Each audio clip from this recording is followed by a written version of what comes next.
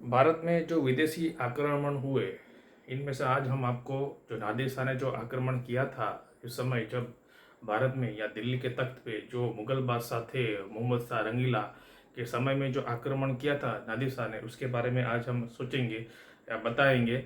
तो मित्रों, नादिर शाह के बारे में हम जीवन परिचय बताते हैं तो नादिर शाह का जन्म ईरान में, उसको ईरान का नेपोलियन कहते हैं। जैसे भारत का हम नेपोलियन समुद्रगुप्त को कहते हैं, ऐसे इसको नादिर शाह को ईरान का नेपोलियन कहते हैं।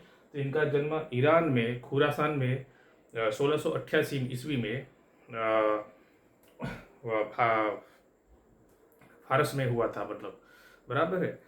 तो इनका जन्म वहाँ हो, तो ये तुर्कमान वंश के थे, मतलब दुरानी वंश के थे नादिर शाह। और ये सामान्य परिवार से थे, इतने पैसे वाले घर से नहीं आते थे। कोई चरवा के चलाया करते थे, जैसे भेड़ बकरे चराते ऐसे वो चराते चरवा करते थे, उसकी ये दैनिक वृत्ति थी। तो नादिर शाह की ये बता दिया। और ये जो फारस के जो शासक थे उसमें वो उसके जो विद्रोही थे, इन सबको ये 1722 से लेकर 1735 तक अच्छी तरह से वो विद्रोही को, दुश्मन को दबा देते, मार डालते थे। और अच्छी तरह से उसने अपनी योग्यता, प्रतिभा या उसका साहसी को देखते हुए जो फारस के शासक थे सफदीन, इन्होंने उनको सेनापति बना दिया था। और जब फारस के शासक की मृत्यु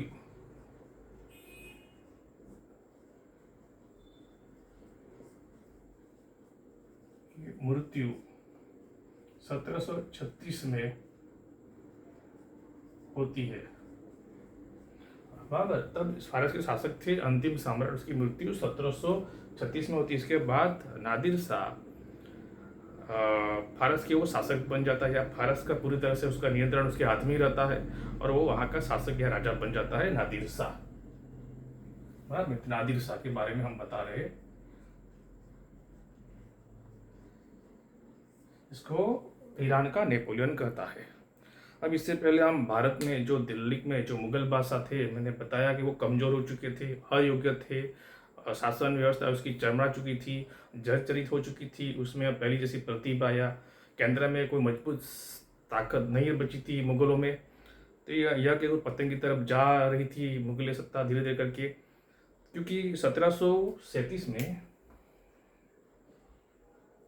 मराठाओं ने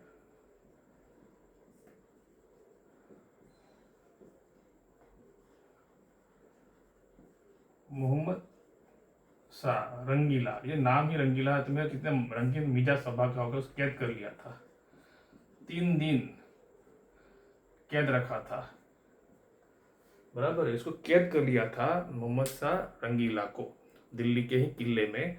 तब जाके हैदराबाद के निज़ाम उल मुल्क है, इन्होंने 50 लाख दे के बाजीराव पेशवा और बाजीराव पेशवा से उनसे जाके संधि करवाई थी और इनको छुड़ाई थी।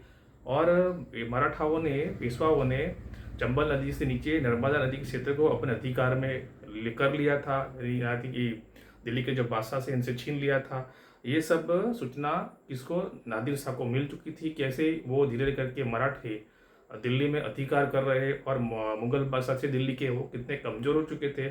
तो उसको ये सारी सूचनाएं, उसकी जानकारी पूरी तरह से मिल गई थी। और नादिर शाह ऐसे भी एक लुटेरा था, वो महत्वाकांक्षी था, वो अपने साम्राज्य को विस्तार बढ़ाना चाहता था और अपने सिपाहियों को वेतन भी देना चाहता था। सिपाहियों को वेतन देने के लिए भी उसको लूटमार करना आवश्यक था। और मुगलों ने क्या किया, फारस के साथ जो व्यापारी संबंध थे उसको भी रोक लगा दी थी। और जलीलाबाद में इसके एक राजदूत थे नादिर शाह के, राजदूत को भी मुगलों ने हत्या कर दी थी, यही भी एक कारण थी। और नादिर शाह खुद एक महत्वाकांक्षी और धन के बहुत लालची थे अत्यधिक, तो ये भी बहुत बड़ा उद्देश्य था। और नादिर शाह अफगानिस्तान आया, फिर 11 जून 1738 में 38 में क्या हुआ, ये गजनी में प्रवेश किया। वहाँ गजनी पर भी इसने अधिकार कर लिया।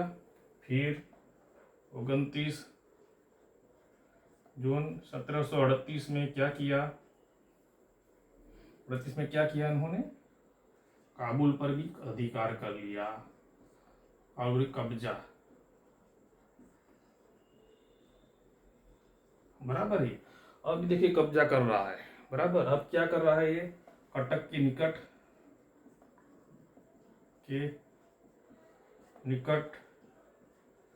नादिर शाह सिंध प्रदेश को पार करता हुआ पेशावर में कौन था, नासिर खां ये था, यहाँ की सुरक्षा कर रहा था पेशावर में 12,000 सिपाही के लेके। इसने सामना किया, लेकिन फिर अंत में उसकी पराजय होगी नादिर शाह के सामने और इन्होंने घुटना टेक दिया या उसकी स्वाधीनता स्वीकार कर ली और पेशावर को भी अपने अधिकार में कर लिया। जब ये सूचना दिल्ली के जो मुगल बादशाह थे मोहम्मद शाह रंगीला को उसके दरबारी लोग दे रहे थे, तो ये मुगल बादशाह जो रंगीला है, नाम ही रंगीला है, तो कैसा वो काम करेगा देखिए। अभी तो दिल्ली बहुत दूर है, इसको आने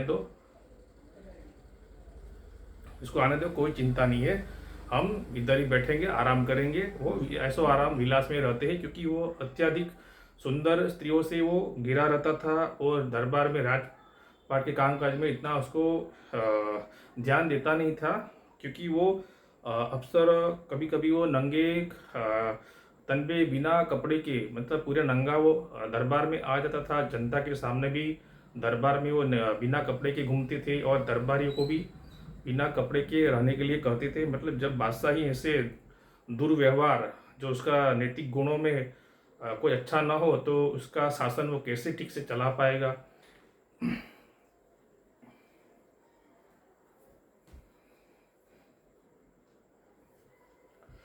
फिर ये कहाँ आ गया,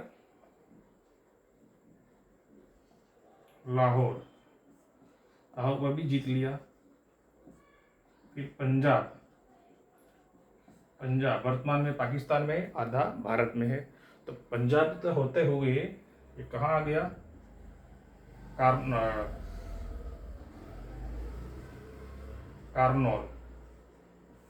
कार्नौल हरियाणा के पास। तभी सूचना दी कि भाई अब ये दिल्ली के पास हमारे द्वार पे चौखट पे आ चुका है। तब जाके इन मुगल बादशाह मोहम्मद शाह रंगीला की नींद उड़ी और 80,000 सिपाही के साथ, इनके साथ खाने दौरान, ये सेनापति थे मीर बख्शी थे, हैदराबाद के निज़ाम उल मुल्क ये भी थे, साथ में कमरुद्दीन खान थे और थे शहादत खां। ये सब लोग जाके करनाल के पास 24 फरवरी 1739 को नादिर शाह और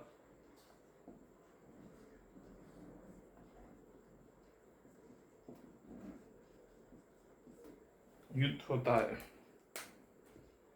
इस युद्ध में कौन जीतता है, नादिर शाह। महज 3 घंटे में ये युद्ध समाप्त हो जाता है, जब 215 साल से जो मुगल सत्ता दिल्ली आगरा पे भारत पे राज करी थी, वो सेना केवल 3 घंटों में नादिर शाह के आगे घुटने टेक देती है। इस युद्ध में इसका मीर बख्शी सेनापति थे। खान के दौरान इसकी मृत्यु हो जाती है, शहादत खां को बंदी बना लेते हैं और जो निज़ाम उल मुल्क थे हैदराबाद के, वो चालाकी से कूटनीति से नादिर शाह को करनाल के पास ही रोक लेते हैं और 50 लाख की ऑफर देते हैं।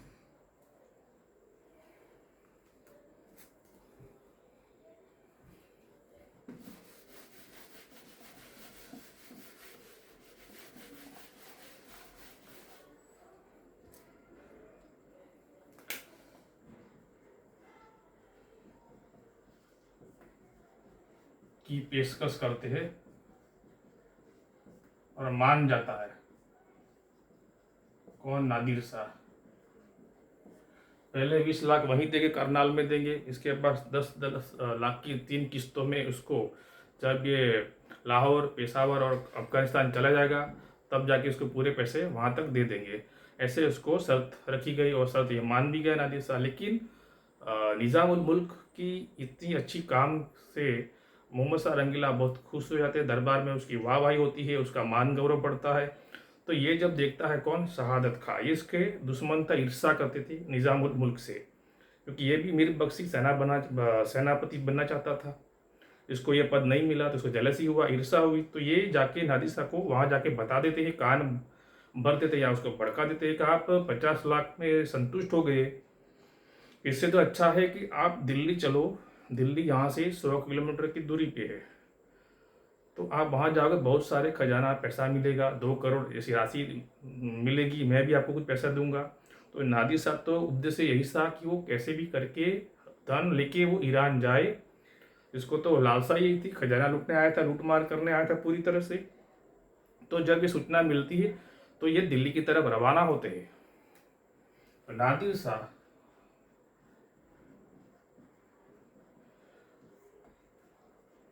7 मार्च दिल्ली के शालीमार बाग में मोहम्मद शाह रंगीला को तो कैद कर लिया था, और उसको 8 मार्च को बोले कि आप दिल्ली जाओ।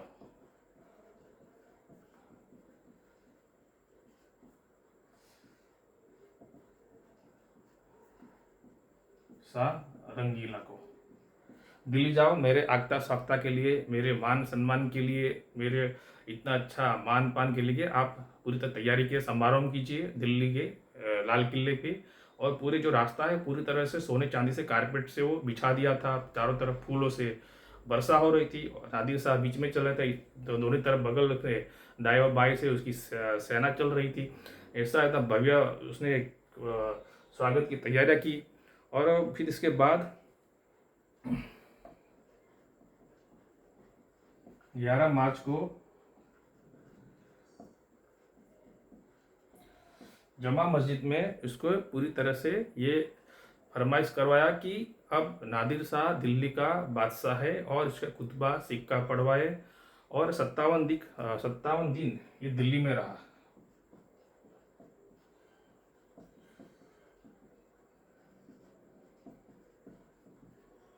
57 दिन ये दिल्ली में रहे बादशाह के तौर पे, और इन्होंने बहुत सारा वहाँ उत्पात मचाया। हालांकि 20 मार्च 1739 को दिल्ली में पहुंचा, तारीख में तिथि में कोई भी अदर बदर होगा, लेकिन साल तो यही था 1739। इन्होंने बहुत बड़ी संख्या में, बहुत बड़ी पैमाने में लूटपाट, अत्याचार, नरसंहार और हत्याएं, इतनी बर्बरता का संहार किया वहाँ दिल्ली की आम जनताओं में, और मुगल सिपाहियों में पूरा तहस महस कर दिया दिल्ली को। पूरी तरह से सड़कों में, घरों में लाशों के ढेर बिछा दिया। वहाँ की सड़कें थी, वहाँ की नालियाँ थी, रक्त की नदियाँ बह रही थी, लाशें पूरी तरह से सड़कर दुर्गंध मार रही थी, और शवों के ढेर लग गए थे, और पूरी दिल्ली में कोई जीवित व्यक्ति बचा ही नहीं था। तब जाके कोतवाल ने वहाँ जाके घुटनों पे बल जाके नादिर शाह को पास जाके माफ़ी मांगी, उसको गुहार लगाई कि भाई आप ये कत्लेआम रुकवा दो, दिल्ली में आप कोई बच्चा नहीं है जिंदा, आपके पास यदि अल्लाह की शक्ति है, दुआ है, तो आप इन सबको जिंदा करो, वापस उसको मार डालो। तब जाके उन्होंने अपनी तलवार, जो नंगी तलवार थी, वो उसने म्यार में डाली थी। इतना लूटपाट मचाया था मित्रों उसने, बहुत सारे बच्चे, बूढ़े, औरतों को हत्या करवा दी, बहुत सारे औरतों को गहने ले लिए, लूटपाट करवाए, बलात्कार करवाए। तो बहुत ये काला दिन है ये वहाँ का, दिल्ली का। इस दिन इतना लूटपाट मचाया इन्होंने।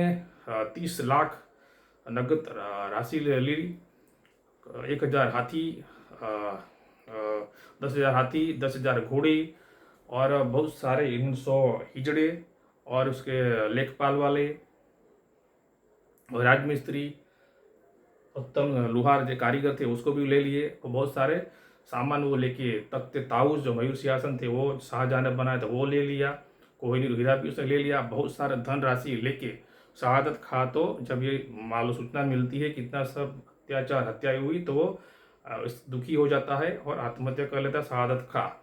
और अंत में ये नादिर शाह का जो लड़का था नासिरुल्लाह मिराज, इसकी लड़के से शादी करवाता कौन, मोहम्मद शाह रंगीला उसकी पुत्री से शादी करवाता है, और कश्मीर और सिंध प्रांत मोहम्मद शाह रंगीला नादिर शाह को देता है, और पंजाब के जो गवर्नर थे उसको कहते हैं कि सालाना वार्षिक 20 लाख पैसा देना पड़ेगा। तब जाके ये संधि होने के बाद नादिर शाह वापस वो अपने वतन की ओर जाता है और वह जाते के समय वापस वो बादशाह के पद मोहम्मद शाह रंगीला को दे देता है।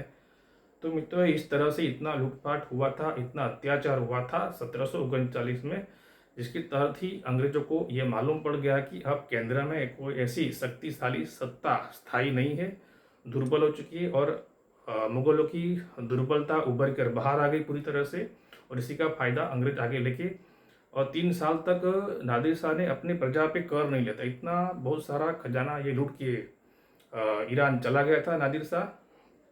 बराबर मित्रों, फिर नादिर शाह की मृत्यु के बाद तो अहमद शाह अब्दाली आएगा, जैसे कैसे पानीपत का तीसरा युद्ध होगा। तो आज मित्रों, मैंने नादिर शाह ने जो भारत में आक्रमण किया था, बराबर 24 फरवरी 1739 में, और कैसे मुगल बादशाह को पूरी तरह से कैद कर लिया था और दिल्ली को बर्बाद कर दिया था, पूरी तरह से तहस महस कर दिया था, लूटपाट कर दिया था, बहुत सारा 70 करोड़ इतना खजाना ले गया था वो।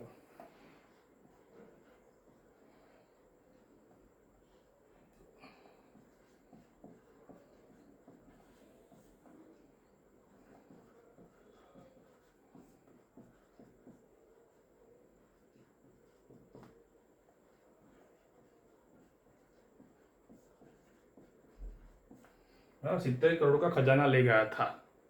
चलिए मित्रों, मैं समझता हूँ आपको नादिर शाह के बारे में मालूम चल गया होगा, और कैसे मोहम्मद शाह रंगीला का शासन 1719 से लेके 1748 तक, मोहम्मद शाह रंगीला का शासन।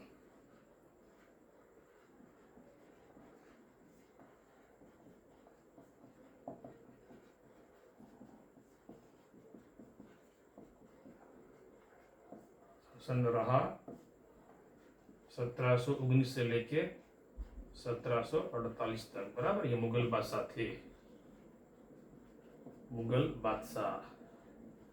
चलिए मित्रों, नादिर शाह ने बहुत सारा धन ले गया, जितना मुगलों ने इकट्ठा किया था वो सारा खजाना वो लेके चला गया। तख्ते ताऊस, मयूर सिंहासन, कोहिनूर हीरा, और कैसे मुगल सत्ता कमजोर हो चुकी, बुरी तरह से बर्बाद हो चुकी। 3 घंटे में ही वो करनाल का युद्ध, 3 घंटे में करनाल का युद्ध पूरी तरह से मुगल सत्ता हार जाती है, पूरी तरह से मुगल सिपाही, मुगल राजा मोहम्मद शाह रंगीला की पराजय हो जाती है। इसके बाद दिल्ली में कैसे कत्लेआम, उत्पात, अत्याचार, हत्याएं हुई, तो इसकी आप कल्पना भी नहीं कर सकते। चलो मित्र, जय हिंद, जय भारत।